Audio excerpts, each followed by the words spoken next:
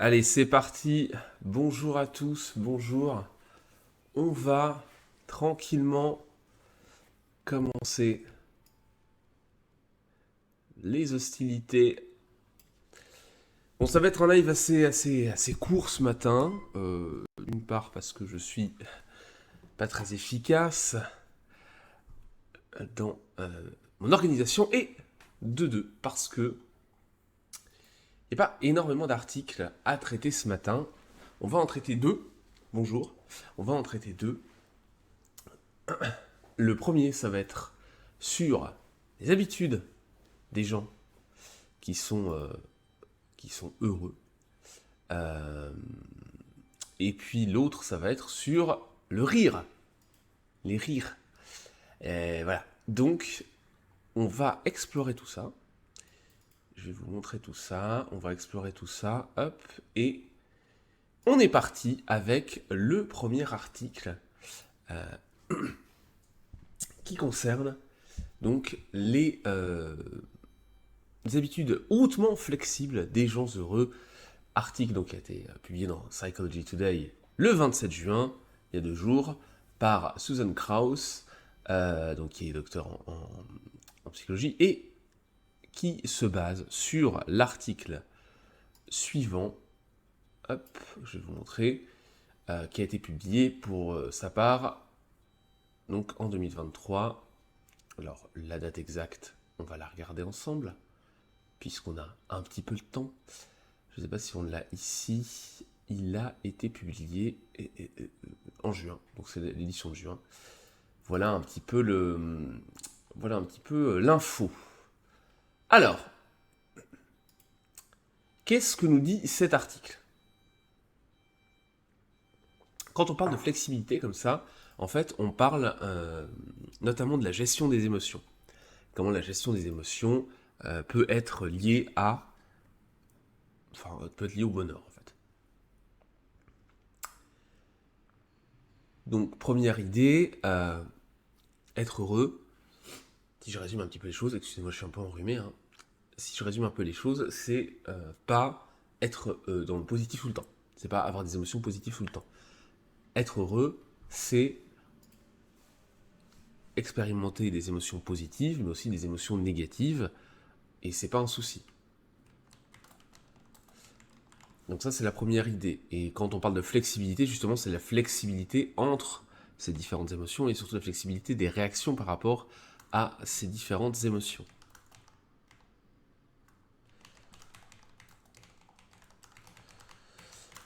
Je vous mets le... Hop, bah. Je vous mets le titre, enfin le sujet de l'article en épinglé dans le chat. Voilà. Donc, selon une étude qui a été publiée en 2023 par Klein et collaborateurs, donc les collaborateurs en question, les voici, hein, Jacobson Robinson. Euh,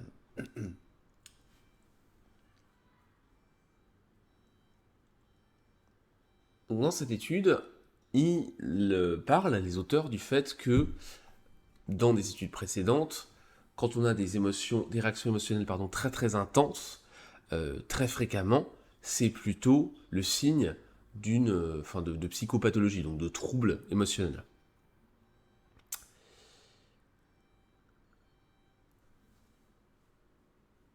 Mais en même temps, quand on parle d'un système émotionnel fonctionnel, et quand on parle d'émotion, on est dans la psychophysiologie, c'est-à-dire qu'il y a à la fois des éléments psychologiques et aussi évidemment des réactions physiologiques. Et donc quand on a des émotions, des réactions émotionnelles qui fonctionnent bien, ça veut dire qu'on a des réactions émotionnelles marquées et appropriées à certains stimuli. Si vous, face à un deuil de quelqu'un de proche, vous réagissez pas émotionnellement ou très très peu, c'est plutôt un signe de souci. Si face à une déception importante pour vous, par exemple, je sais pas, vous aviez un entretien d'embauche, vous étiez hyper investi pour obtenir le poste en question et vous ne l'avez pas eu, bon, bah, vous allez avoir une réaction émotionnelle négative. A l'inverse, si vous investissiez beaucoup pour ce job et que vous avez eu le poste, ça va plutôt être une réaction émotionnelle positive, marquée. Donc ça, c'est des choses normales. Et ça permet aussi, pourquoi est-ce que c'est important d'avoir ces réactions émotionnelles là? C'est parce que ça permet de gérer les événements. Si on a des réactions émotionnelles, c'est justement parce que elles nous donnent des, un peu un guide, une grille de lecture, une orientation, et qu'elles provoquent un certain nombre de comportements qui vont être adaptés à la situation. Bref. Euh,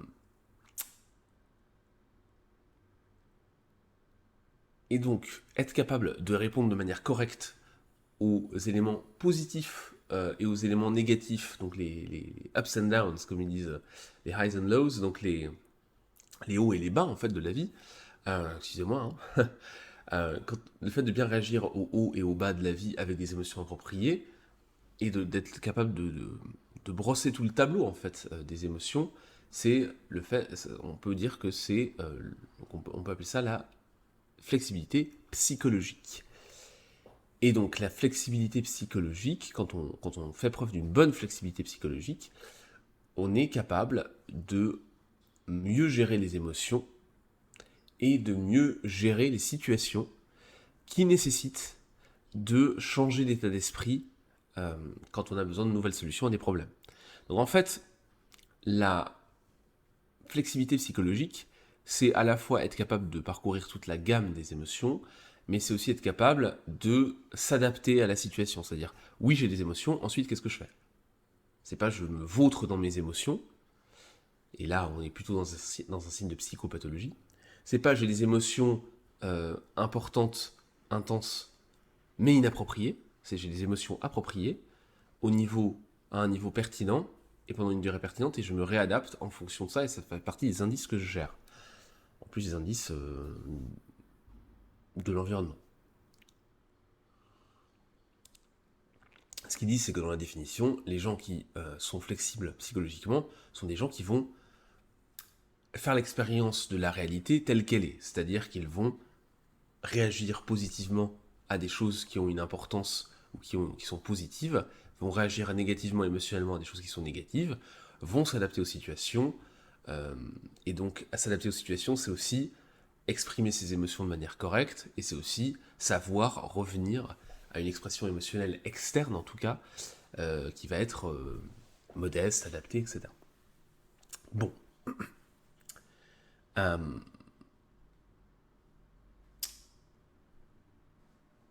donc c'est ça. Hein. Alors j'ai un peu avancé sur l'article. En fait, il parle de la durée de la réaction émotionnelle.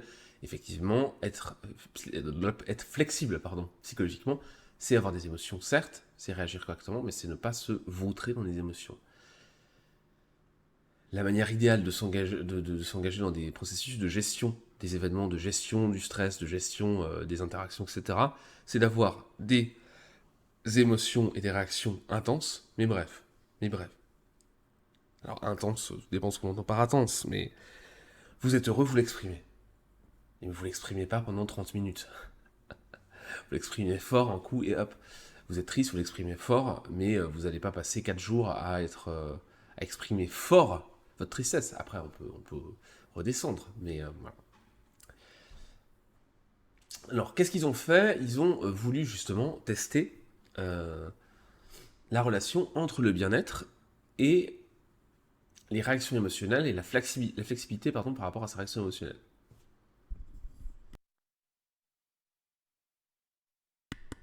Donc dans les trois études, en fait il y a dans le papier qui a été publié, il y a trois études, ils ont utilisé une méthode pour tester la réactivité émotionnelle, qui est donc la Dynamic Affective Reactivity Test, enfin le Dynamic Affective Reactivity Test, donc le test de réactivité affective dynamique. Et ça nécessite que ce test-là implique que les participants vont évaluer leurs émotions en réponse à des images qui sont sélectionnées pour provoquer des émotions positives et négatives certaines. Par exemple, des petits animaux mignons, des petits chats, des petits chiens, ou des scènes de crime. Voilà. Ça, c'est des exemples de contraste. Euh, et dans une variante de la tâche, ils devaient aussi indiquer à quel point ils aimeraient s'éloigner du stimulus, pardon, qui leur est présenté.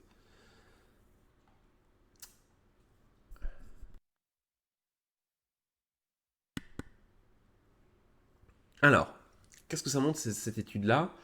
Eh bien, elle montre que les gens qui ont une grande variabilité dans une grande amplitude en fait, entre les émotions les plus intenses positivement et les émotions les plus intenses négativement, sont d'une manière générale plus heureux, plus satisfaits quand on leur demande d'évaluer quotidiennement leur état d'esprit, et ils semblent aussi meilleurs enfin, plus aptes à faire des choix qui maximisent les émotions positives.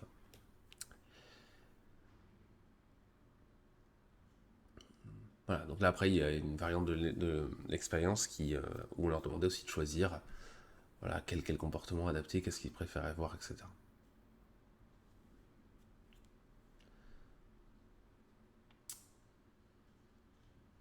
Alors, comment est-ce qu'on peut devenir une personne flexible psychologiquement?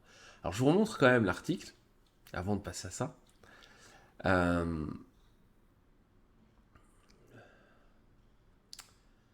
voilà, donc on a une évaluation du bien-être psychologique avec le PANAS, hein, les émotions positives et négatives. Euh, donc il y a une flourishing scale, une échelle d'épanouissement qui est utilisée. Ensuite on évalue les émotions. Et en gros, le test voilà, de réactivité, le DART dont on parlait tout à l'heure. Ah, in this page. Voilà, pardon, je vais juste vous montrer. Voilà. Donc on a une image qui provoque une émotion. On a un masque, ce qu'on appelle une image qui provoque une émotion. Et ensuite, on demande d'observer ces émotions. Et donc on a ça sur un certain nombre d'images. Donc c'est vraiment, là on est sur des protocoles de psychologie cognitive assez classiques, où on va avoir comme ça des slides qui sont timés, hein, c'est des logiciels qui permettent de timer ça à la milliseconde près, où on va avoir des masques pour couper en fait, et puis des images. Ensuite un autre masque où on va, là en l'occurrence, demander d'évaluer ses émotions, et ensuite on va continuer comme ça. Et donc ça permet d'avoir les émotions, les pics émotionnels. Voilà.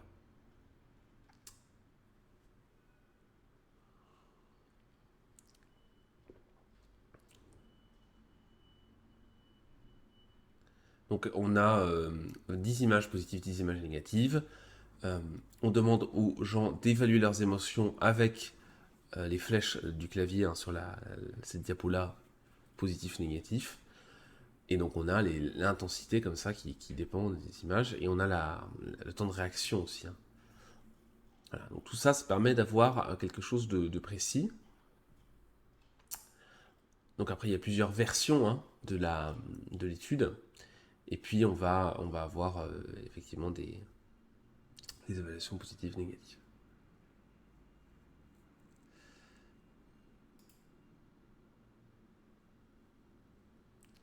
Donc là, c'est la question, à quoi vous souhaiteriez plus vous exposer? Les gens qui sont plus flexibles, en fait, vont vraiment nettement choisir de s'exposer, pardon, plus aux images positives qu'aux images négatives. Mais vraiment, sur une échelle comme ça, on le voit. Donc il y a aussi ce comportement qui peut paraître un peu surprenant, mais qui a bien été noté. Voilà, donc je vous mets d'ailleurs l'article, je ne sais pas pourquoi je ne vous l'ai pas mis avant, mais je vous le mets dans le chat, bien sûr.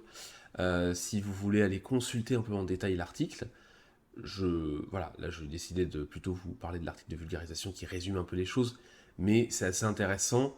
Euh, c'est bien aussi de voir un peu comment fonctionnent les études. Là, on est vraiment sur une étude de psychologie cognitive classique dans son dispositif.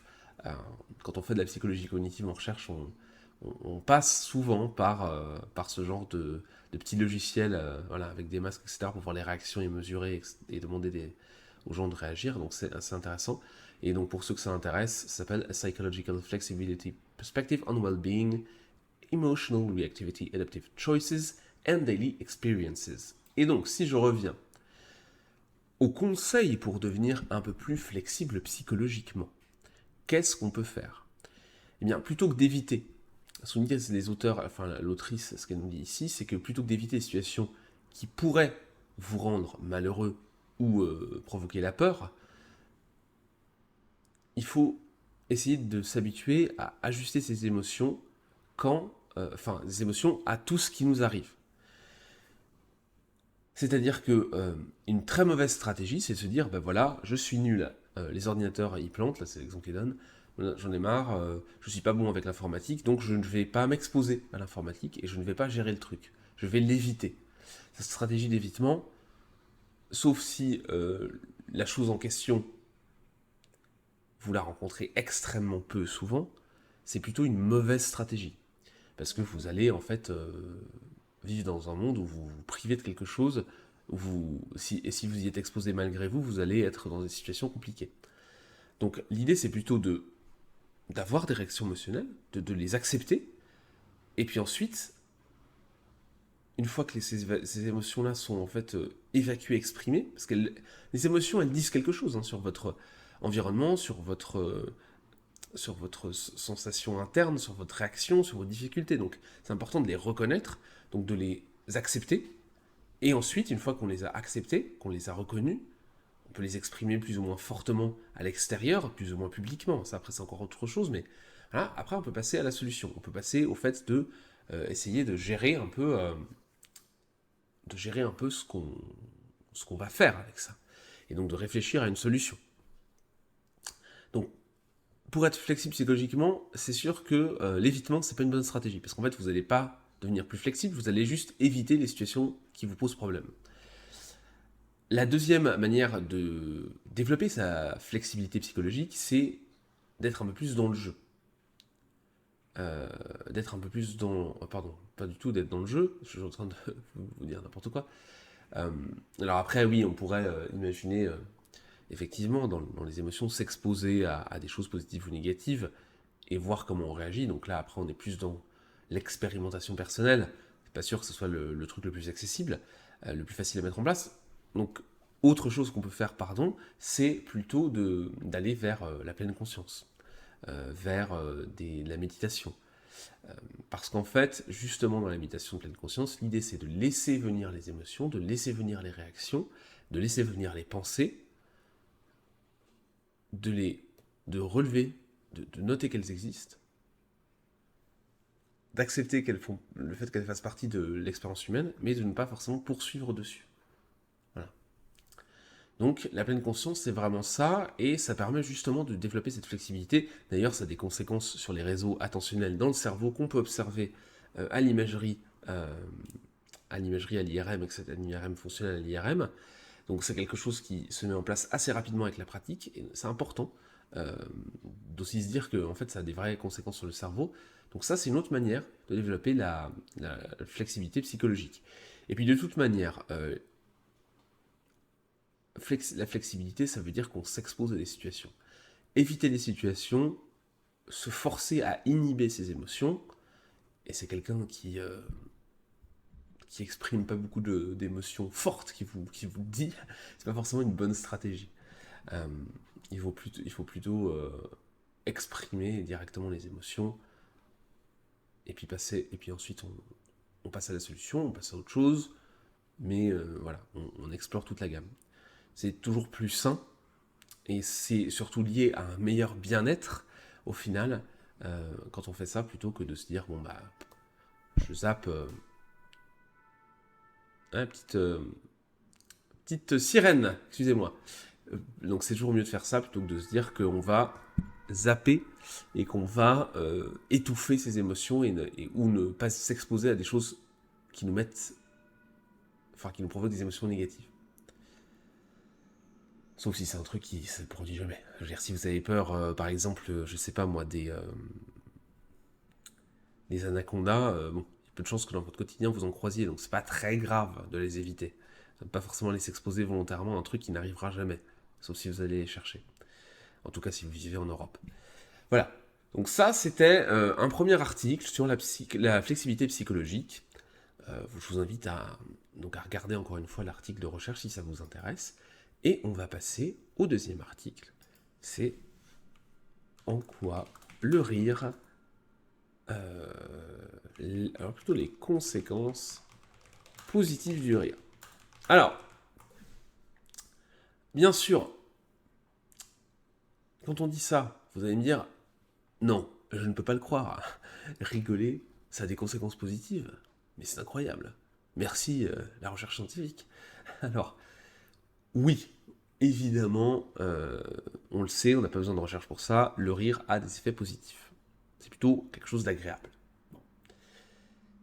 Maintenant, évidemment, dans la recherche qui a été publiée, d'ailleurs je vais la mettre là, voilà, vous avez l'efficacité des interventions qui provoquent le rire chez des patients qui ont des problèmes de santé mentale ou de santé physique. Et donc là, c'est une méta-analyse. Ok. Donc ça, c'est une nouvelle étude qui a été publiée et qui montre, donc qui a sélectionné des études qui étaient bien construites, qui a fait une méta-analyse là-dessus, euh, et qui montre que le rire, effectivement, aide à améliorer l'humeur, le bien-être, la qualité de vie, et qu'il permet le rire de réduire l'anxiété, la dépression, le stress, la douleur et la fatigue. Ça permet aussi de rapprocher les gens, de désamorcer les tensions dans les relations, et on sait aussi qu'il est plus... Et donc là, on a aussi des articles de référence. Hein. Vous pouvez aller chercher cet article sur Greater Good Magazine, hein, si vous voulez. Voilà, donc vous aurez toutes les références. Donc voilà, c'est plus facile aussi de prêter attention aux choses et de retenir les informations quand on a un peu d'humour, par exemple dans une formation, dans une salle de cours.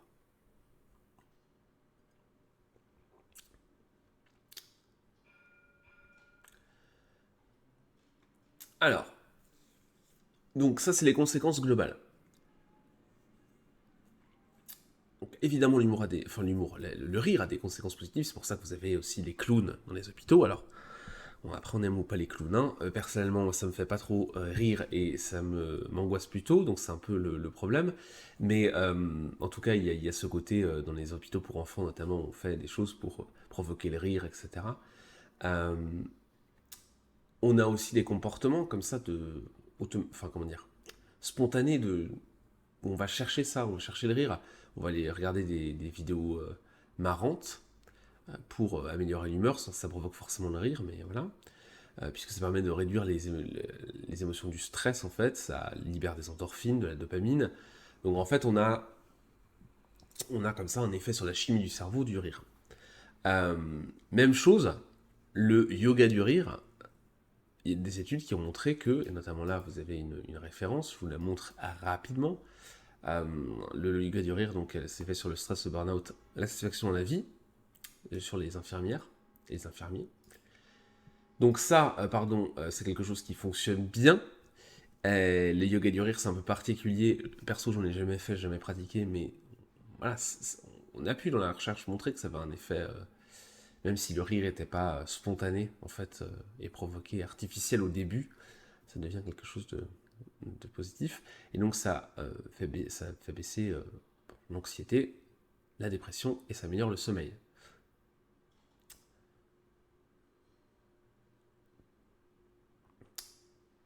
Et on a même une étude récente, et là aussi je vous la montre,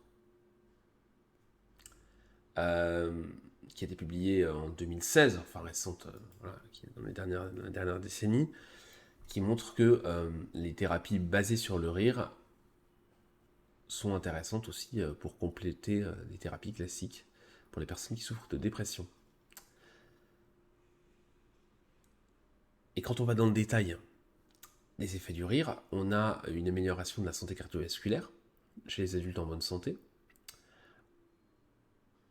Euh, les personnes avec du diabète de type 2, à qui on a prescrit du yoga du rire, en plus évidemment des soins classiques, et des soins classiques liés au traitement du diabète de type 2, ils avaient des meilleurs niveaux de sucre sanguin, enfin de glucose sanguin, dormaient plus longtemps et se sentaient plus heureux que quand ils avaient juste le traitement classique.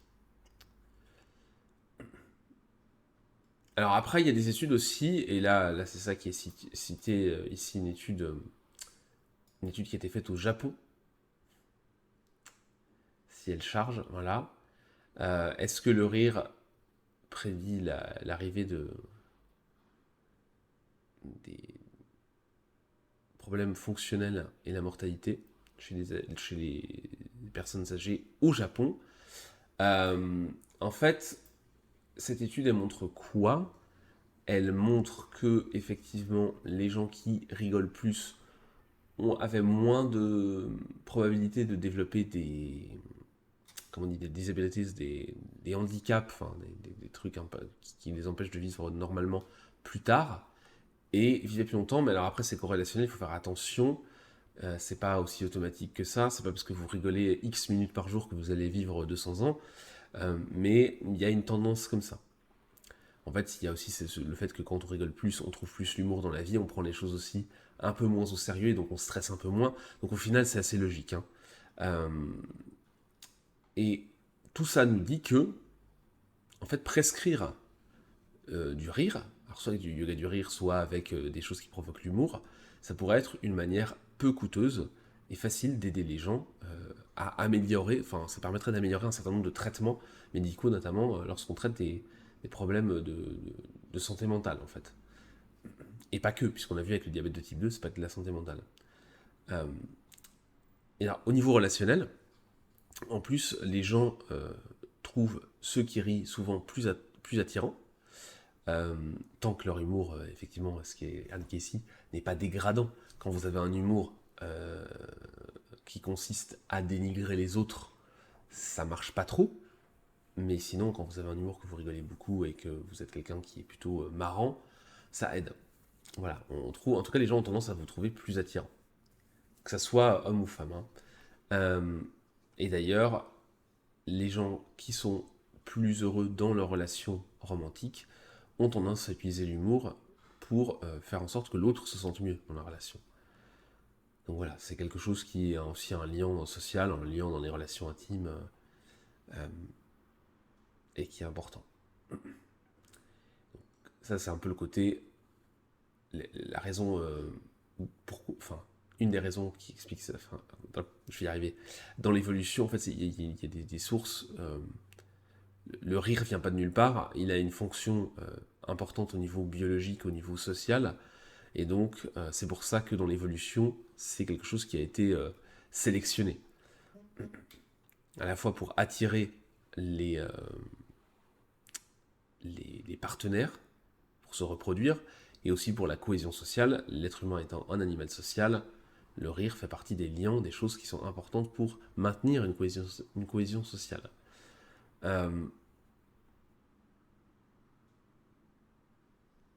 Et donc, tout ça nous dit que les gens qui rigolent plus sont plus heureux.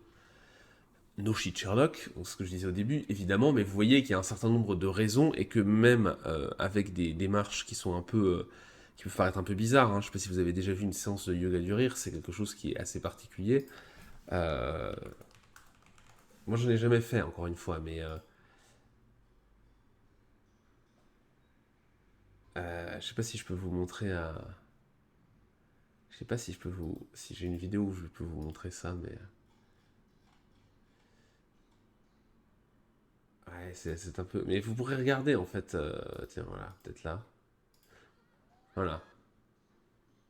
Ok, YouTube, ok. Voilà. Voilà. Ça ressemble... Ça ressemble à ça. Voilà. Donc, c'est un peu particulier. Mais ça marche, hein. C'est scientifiquement prouvé. Donc, bon, ok. Après, j'ai pas été voir toute la littérature sur le sujet, mais visible, en tout cas, des articles qui montrent que c'est efficace. Donc, why not?